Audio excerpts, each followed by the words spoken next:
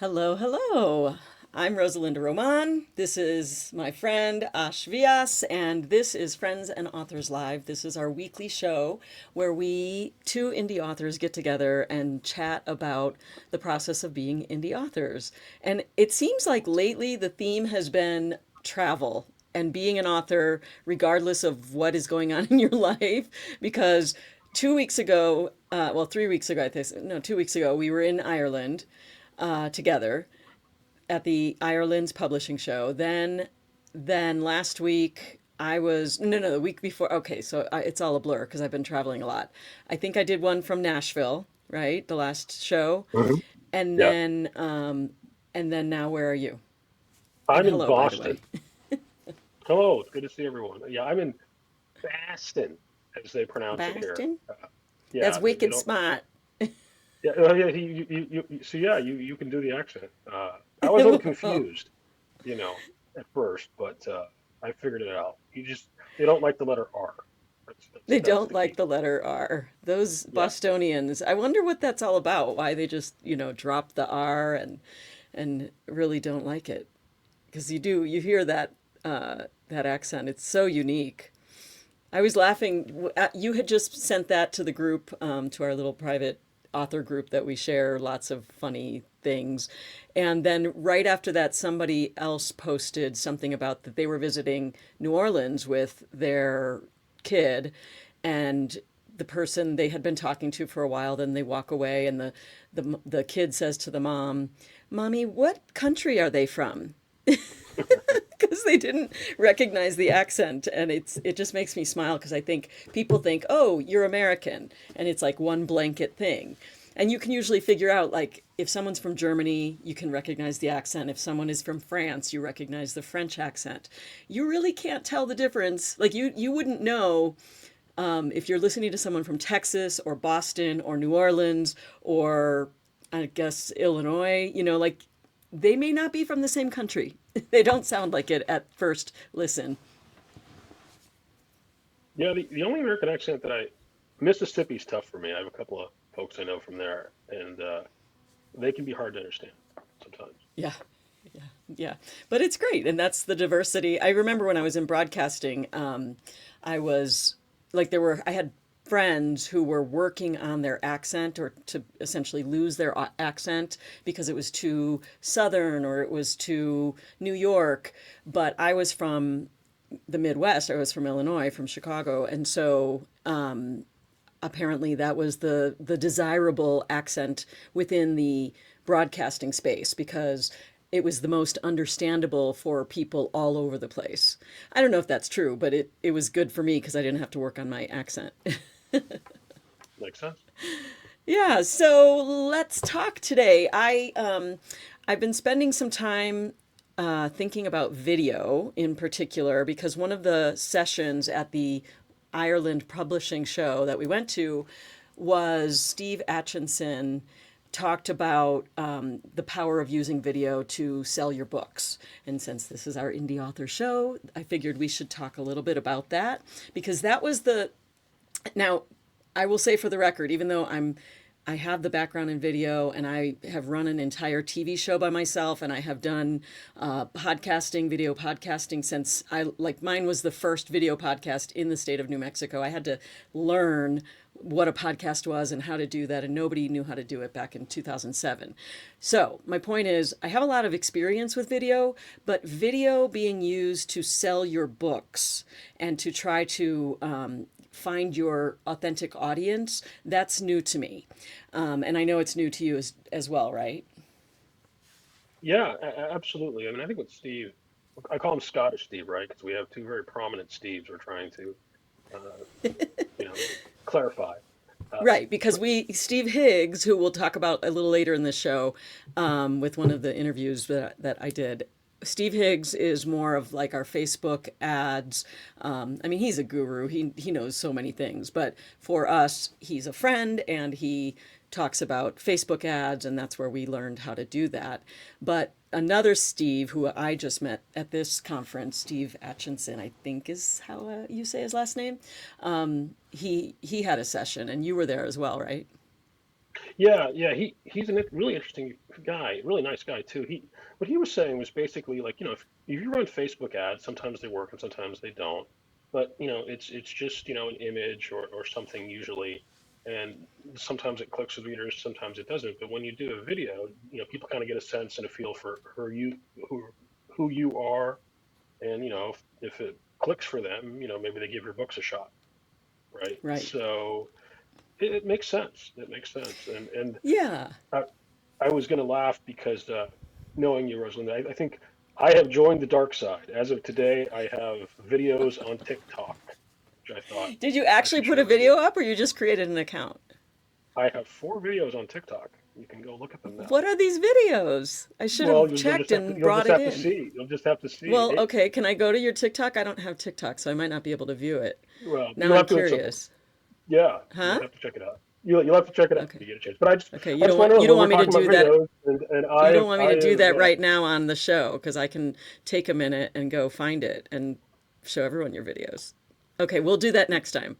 We'll look at your next time. video and TikTok next time. Yeah. Okay, and so Steve basically talked about the power of video for ads, and there's another guy, Adam Beswick, who does he uses TikTok, and he has a whole group called Novel Gains, and their whole Hmm. focus is essentially getting on TikTok. They do lives, and it's like a video of them wrapping, packaging up their books, and they sell their books live. So there's an entire area of learning that needs to happen, and one of the things is TikTok. Now, I haven't wanted to use TikTok, but for two reasons. One, at my next series, and part of this series that I've been working on, I write mystery thrillers. The next series is about China, and it has something to do with some of the tech and some of the, there's a lot about that. So I've done a lot of research, and TikTok being owned by China just didn't, or by, companies that essentially had ties to the Chinese government, that did not work for me. And I didn't want to. I really just didn't want to mess with it. But there now, it has since been the ownership has been transferred to an American company, and so I recognize that I have to revisit that because I get on my socials with other authors and I see they're making a ton of money by selling their books on Book Talk, and you can't deny that it's effective because it's going directly to the reader. So I think that will be something I will look at. I have some thoughts still on that, but I'll be curious to hear how it goes for you. And how has it Yeah. gone if you put 4 videos up already? Well, I mean, I've got a couple of likes, but I'm still very new to the process. But no, we were on the same page. I think we still are. I was very hesitant, given some of the Chinese connections and stuff. It was important to me that it's acquired by a U.S. company, but the main reason was just like I run Facebook ads, and I know a lot of successful authors who do so, and they're very expensive. You're paying Facebook lots of money every month, and folks like Adam Beswick have done very well for themselves with TikTok, right? Yeah. And so, the first step is writing a good book. The second step is trying to market it. Like you could argue it's even a little more important if you want to make this a full-time living. So yeah, we'll see. I mean, it works for some folks. I mean, Facebook ads, TikTok, they work for some folks. They don't work for others. Yeah. It's a big smorgasbord, but I'm going to try it and hopefully it'll Yeah, and resonate. I will say, I have to point out, just because I'm a reporter and that's my nature, it's still, the algorithm is still, they're leasing the algorithm from China, from the Chinese company. So just, there's still some research I need to do before I'm comfortable actually stepping into that space. But I literally talked about this on the way to school with my son this morning. Because he's not into, because I raised him, of course. So he's like, yeah, don't do TikTok, mommy. That's ridiculous. But I did put a video up on YouTube just yesterday, and I realized, well, maybe instead of trying to be like everybody else and do the TikTok thing, maybe I'll just double down on my YouTube, which I've had for years and years, and maybe that's the way to go. And so I've been going through the thought of video a lot, of how to apply what I know to this author space and to get people to actually enjoy, find my books. And so right after that session with Steve, I thought, by the way, I thought I would share some of the clips because I went around at the conference and interviewed some people while we were wrapping things up at the conference. And today, because I've been thinking about video so much, I was like, okay, let me pull some of these clips, share them here on the show, and we'll just talk about them. So if you're cool with that, I thought I would share Yeah, that. absolutely. The one thing I'd add is, Yeah. I did reach out to Steve Atchison after the conference, and one of the things he said is, you know, he uses both TikTok and Facebook for his video ads, and his process, if I understand him correctly, is he tests a lot of ads on TikTok, and if they're well received on TikTok, then he puts them up on Facebook, which actually charges you, you know, a good amount of money to market there, but in a way, the video ads he's running are not cold, right? Like they've been somewhat vouched for by the reception they got on TikTok, even though it's a different audience and all that kind of stuff.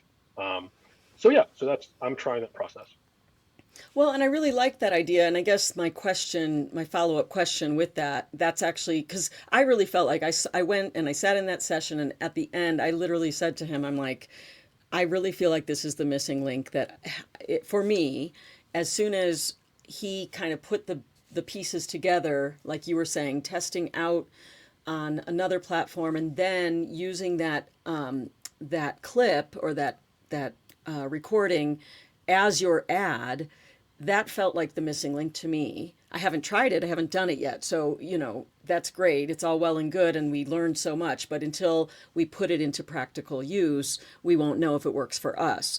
And I was wondering, so my next follow up is, can I do the same thing that he and others are doing on TikTok on Instagram or on YouTube or Substack? Like those places I'm more Exactly. comfortable with, and I don't feel like I have to wrestle with the ethics of whether or not I want to do that. So while you're trying out TikTok, I'll try out the others, and then we'll meet back here and discuss who's actually making it work. Yes, I don't know. and of course, you being a professional journalist, I expect a comprehensive review of my first four TikTok videos. Right? Yeah, I've been realizing I'm a little bit more not critical, but like I'm aware of the things I just don't like and I'm not going to do. And if I love you, I will point that out in a kind way, hopefully. But yeah, like Always in a kind I way. gave him a lot of grief about the lighting. Look how nice he looks today. Look at that. And Yeah, he's in a it's so hotel funny in because like Boston. because I don't know anything about the media or stuff. I'm a Wall Street guy historically, right? And Rosalinda is a professional TV reporter, so she's very particular about the lighting and everything has to be done well and professionally. So I was moving furniture around in this hotel room for 5 minutes trying to figure out, being stressed, like, oh, she won't like it. She'll be so disappointed if I don't have the light. Finally, I had them bring me a lamp. And I said, could you please put a lamp on this desk so they can see me during the podcast, right? I I love it so much. I've had a positive impact on your video life. How about that? Yes. Your readers will thank me when they finally discover your videos. Okay, so speaking of videos, here's on the last day of the conference, and I had Steve's session in my mind. I had done one out by, I went on a run out around the lake and went by the castle. My husband vetoed that. He thought I looked horrible. So I'm not going to show you that one. But later, right before did some interviews, I recorded this clip. Let's just kind of the gathering space here. Hang on, let's start it again. Well, all good things must end. I'm very sad about that. This is the room here at the hotel where the Ireland's publishing show took place. It's a new name next year. I think it's Indie Network in Ireland, something like that. But this was just kind of the gathering space here at the conference, and they have it every year here. This was the second year they already have the year next year set up, and this is it. This is where they gather, and it's a beautiful hotel. So, if you're thinking about coming to Ireland, I highly recommend it. All right, so that was kind of a quick video just to show where we were. Could you hear it, by the way? I don't know if the audio Yeah, was great. Yeah, yeah, good, fine. good. Okay. And I will say, I was like, oh, I should mention so people will sign up. That show is already sold out for next year. They sold it out within 2 weeks. Yeah, Yeah, yeah, that's amazing. yeah, Well, it is a very well run show, right? So that doesn't it's great. surprise me. So, That 2 weeks is yeah, first of all, impressions on that. That's a walk and talk video. Basically, that's where we, just show what's around us. I know you recorded one of those yesterday in Boston. Just, I don't know if you shared that on your socials or if you yeah. just That's shared that that's the first one I privately. put on TikTok, right? That's I awesome. was walking around Boston. Um, yeah. You should be so proud of yourself, Ash. That's not your nature. Like, that's not your normal nature. And you did it. And it looked great, I thought. Well, we'll see. We'll see. I mean, we'll see how this TikTok thing. It works for some folks, and it doesn't work. There's some very successful authors we know who just it doesn't work for it all. And I don't know if it's a function of their genre or it's just some. There's different ways. There's to do this, right? So we'll see. Yeah, we'll see. Okay, so one of the things I wanted to do at the conference is I went around, and this is, by the way, since we're talking video and I mentioned the lighting, audio is another issue where if you mess it up, it just makes the video so awful. And I have had, because it had been so long since I really jumped into the live and doing interviews and all of that, I've had more tech issues in the last few weeks that, like, are very embarrassing, very rookie mistakes. Like last week when we were on the show and I had my headphones were not picking up, and so you were hearing in the show my the echo of my monitor in your as you were speaking. Those kinds of, like, I just want people to know even a professional makes mistakes, and this is normal and natural, and it's going to happen. And if you are interested in jumping into video, you just have to know that there's going to be embarrassing moments. Like we talked about this before, but I had interviewed Siobhan, the founder of that conference, went through this beautiful interview. I was so happy about it. We were going to share it here on the show. I get back to my room and it did not record. I don't know. So, like, and I've done this for many, many years. So just know, give yourself grace. Stuff happens, and you just got to deal with it.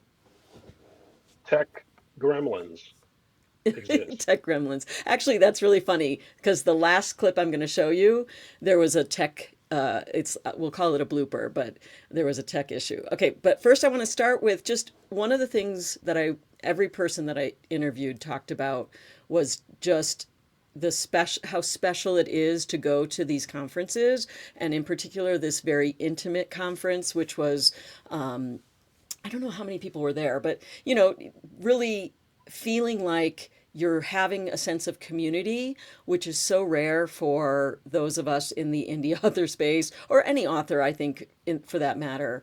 It's such a solitary venture. So I really enjoyed talking with some of the interviews that I did. It came up a lot that was the unique thing, is you're in community and you don't have to go it alone.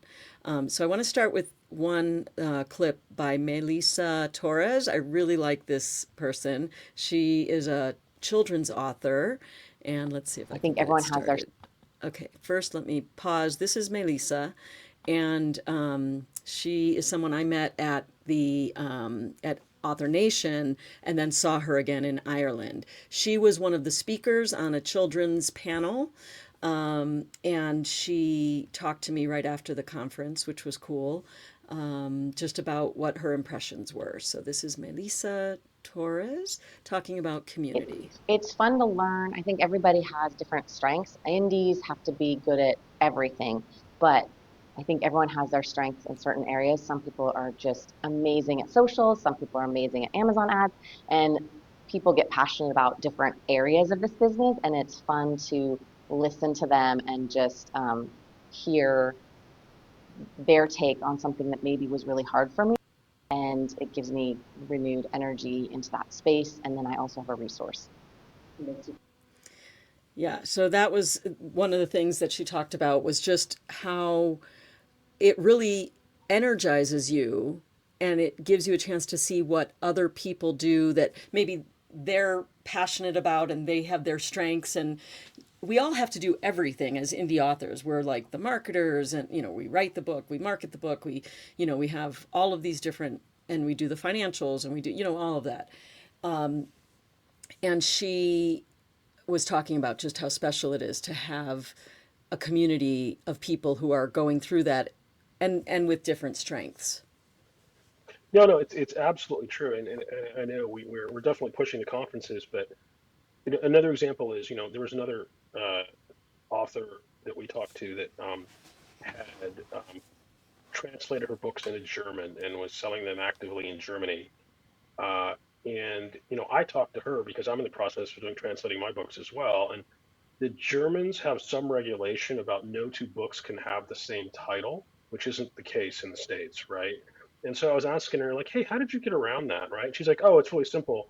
I had my title in English and then the subtitle in German, right? And like she instantly solved my problem in like 2 sentences, right? Right. And that's the kind of knowledge that, from someone who's actually making money doing that, uh, Right. you know, it's so helpful. And those are those little tiny moments when you're even just sitting over a coffee, in the break in between sessions. Those are the moments where you pick people's brains, and you're able to ask them the exact question that you're struggling with. So the sessions are great because they spark the new thought in your brain, and then you take that into the hallways and into the little room that I was showing you, the lounge area, and you just talk with other authors. Hey, have you ever done that? Have you struggled with that as well? Yeah, absolutely. Everybody has an area of expertise. I mean, if you want to learn how to do Facebook ads, I recommend going to Steve Higgs. If you want to learn how to do video ad, a professional video live stream, well, we talk to you, right? So, I mean, there's all sorts of, but everybody has their area of expertise, right? And we Yeah. help each other, Yeah. That's right? awesome. Yeah, and speaking of which, the next clip is with PJ Skinner. She is someone you can set her up because you talked to her at length. Let me add it and then Yeah. pause. Hang Category on. you can put it in. Yeah. So tell me first. Introduce me to PJ because I didn't get Yeah. a lot of time to talk to her. Well, sometimes in life you just meet somebody and you just click, right? And so it was really, really unexpected because um, I was sitting with, Steve Higgs and Tony Lee, who are two presenters, two very successful, well-known authors, and she came up, and they were at rapt attention, like to what she was going to tell them, and she's really good at a lot of things, and one of the things she does interestingly is she uses Pinterest to help market. But what was fascinating about her beyond the Pinterest, which was very very interesting, was her background. Like she's a geologist. She's traveled all over the world to Africa and South America, and all these stories about mines and all sorts of crazy adventures she's had. Overseas, right? So just a really really fascinating person to talk to. Awesome. Well, let's listen to her clip. She shares. I asked her. You'll hear a little bit of me off camera, which is hard to hear. So the two questions I asked essentially was there anything that really stood out that really wowed her that she wanted to mention, and also anything else she wanted to say to Siobhan and Jade, the people who organized it. I think actually I was most interested in making synthetic audiences because I have an adventure series that doesn't fit into action adventure, and that's the only category you can put it in. And I think it will help me find an audience because I haven't bothered advertising it for 5 years because it's so difficult. And I'm hoping that this new technology will actually filter out the sort of people who'd enjoy the series. So that was quite interesting for me, and I'm going to definitely give it a try. Amazing. Do you think you would come back? I'm definitely coming. I've already got it on my phone ready to buy tickets at 5 o'clock. That's amazing. Anything else you want to say for Siobhan and Jade before? No, just that they do such a great job and they make everybody feel so welcome. And I did notice today that nobody gets left sitting alone. Someone always comes roaring up to them and says something, which is a very Irish thing. And since I was brought up here, I know all about that. But I think it's great that nobody's neglected here because it's a small conference. so it's quite hard to hide. Even if you wanted to. Even if you want But you to. don't want to, right? I love that she said it was quite hard to hide, even if you wanted to, because it's a small indie author conference, and that's actually the beautiful thing about it. Because I think when you go to some of the bigger conferences, you can get lost and like go. You could go through the whole thing and go to the sessions, but never actually talk to anyone. And I don't find that that's not the case at this one, because somebody will be like, hey, how are you, or just sit down with you at your table because there's an empty spot. So it's really a special thing to do, I think. Agreed. Absolutely. So what'd you think of her clip? She's amazing, by the way. Yeah, yeah, it's amazing.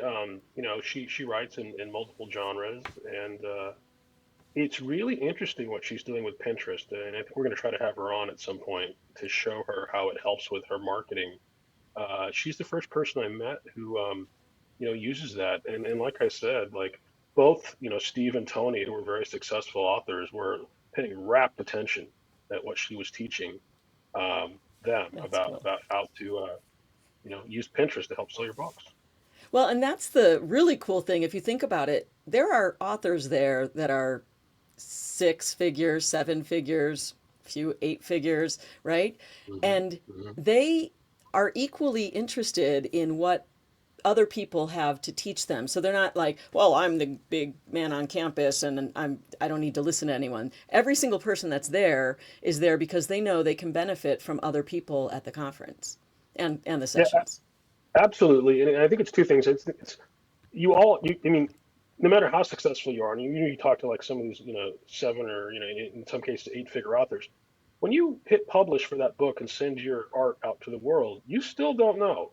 I mean, you have a pretty good idea after a couple of successful series if it's decent, it's going to make money, but you don't know if it's going to flop or how it's going to be received. I mean, you just don't know. And the other thing is the technology is constantly changing, right? And so it's a constant task to figure out, or challenge, or opportunity, whatever you want to call it, to figure out how to get your books in the hands of the right readers.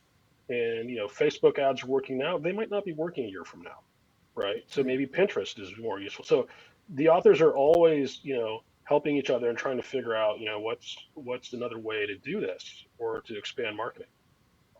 Yeah, it's really good. Okay, I want to make sure to get the last two clips in that I have. And this person is Ben Richardson. Now, Ben Richardson, with let me introduce him.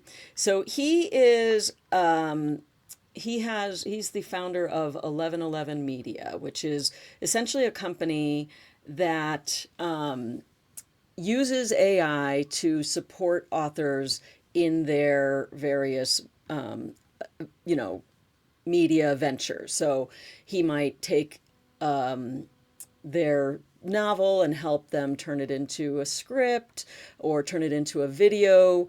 Might help someone who's taking, I like he mentioned in the interview that he helped someone create a pitch deck because they were going before some executives. So he has a lot of different ways within his company. And so I didn't get into that with this clip. This is just talking about the conference and why it is valuable for indie authors and him coming from this AI space. And it's he and I have this funny relationship because I met him at Author Nation, and he and several other people, including Jade, I know, and Siobhan were there, but they were having like lots of talks about AI, and I was like, well, I don't use AI. And Ben was like, oh, yes, you do. And everybody, like everyone got on me because they're like, you have to use it. And I'm like, actually, I don't. And so anyway, but he's a really great guy. And the three of us, plus my husband and